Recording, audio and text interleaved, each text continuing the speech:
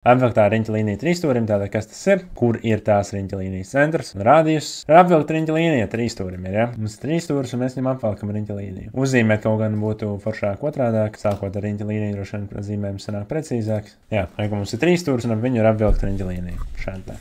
A, B, C, ja? Tā virsotnes atrodas uz riņķa līniju, ja? Un te kaut kur, piemēram, ir centrs, un tad šitie ir attiecīgi rādījus. Tiem, kas man nezina, mani sauc Ernests, esmu iegūs 100% matemātikas eksāmenā 2. vietu valsts olimpiādē un 1. vietu zinātnisko darbu konferencē, bet tagad mans mērķis ir garlaicīgo matemātiku paskaidrot jauniešiem saprotamā valodā.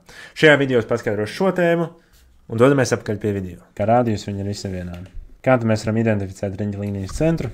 Ja mums ir randumā trīsstūris un mums vajag viņam uzzīmēt apvilktās riņķa līnijas centru. Centrs ir tāds punkts, kuru, kā mēs redzējām, kurš atrodas vienādos attālumos no visām malām. Ja? Jo tie ir rādījusi, virsotnes atradīsies uz riņķa līnijas un šie visi ir rādījusi. Ja? Un tad mēs ieliktu cirkuļa šo te vienu kājiņu un tad uzzīmētu riņķi, man nav precīzi trīsstūris, uzzīmētu šo te apvilkto riņķa līniju.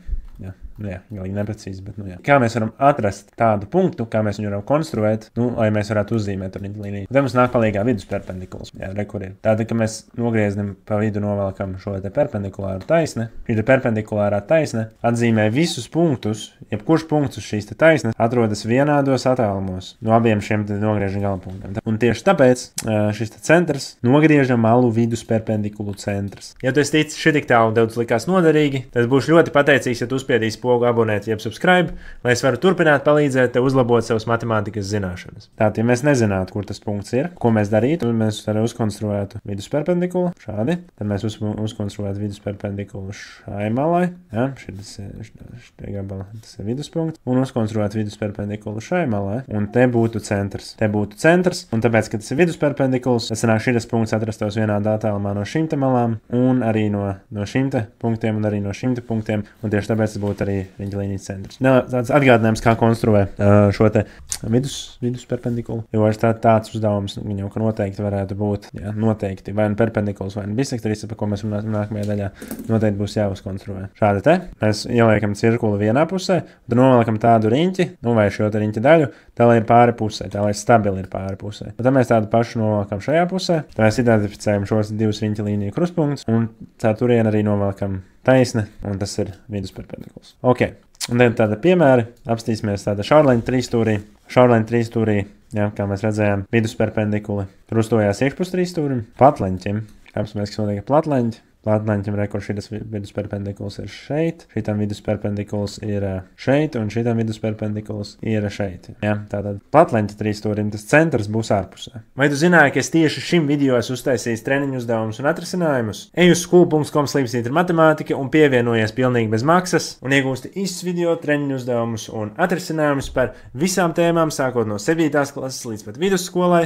Iespējams, nākotnē būs arī citām klasēm, bet dodies uz school.com/matemātika vai pirmais links aprakstā. Mēs varētu arī iezīmēt ar to lielo zaļo punktu. Taisleņa trīsstūrim identificējam šitam centru, novelkam vidusperpendikulu, identificējam šitam centru, novelkam vidusperpendikulu, identificējam šim viduspunktu un novelkam vidusperpendikulu. Sanāk, šai visi vidusperpendikuli tieši tā. Taisleņa trīsstūrim. Centrs atrodas hipotenūzas viduspunktā. Ja, un te pierakstīts, kā arī tas nozīmē, ka rādījusu, apvilktās riņķa līnijas rādījusu, mēs varam aprēķināt hipotenūzu dalīts ar 2. Ja ar burtu C parasti apzīmē hipotenūzu, kas nozīmē, ka hipotenūza būs arī diametrs. Mēs uzvelkam apli. Ja tā ir taisna līnija, kura iet caur centru, tāpēc definīcijas tas ir diametrs. Tātad taisleņa trīsstūra hipotenūza ir apvilktās riņķa līnijas ir diametrs. Tad mēs apstīsimies regulāro trīsstūri, un regulārā trīsstūrī, ja, šie vidusperpendikuli ir šādi.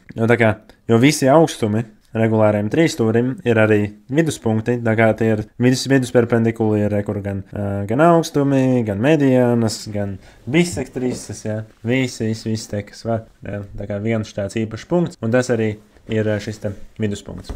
Ne viduspunkts, bet jā, apvilktās riņķa līnijas centrs. Un kā mēs varam aprēķināt šo rādījusu, ja šitas te rādījus, ja, šitas arī rādījus, un šitas arī rādījus, ir tāda attiecība, ja, šim te tieši regulāram trīsstūrim, ka tas rādījus ir vienāds ar 2/3 no augstuma. Kāpēc tā ir? Jo ir tāda mediāna krustpunkta īpašība, ka mediānas krustojoties dalās attiecībā 2/1, tāda 2/1, jā. un kopā ir 3, tad tur būs 2/3 un te būs 1/3. Jā, nu tāds mazliet likumiņš, un šādi ir aprēķināta rādījus regulāram. Jā, nu te ir atkarībā no situācijas, te nevar konkrēti tādu formulu iedot.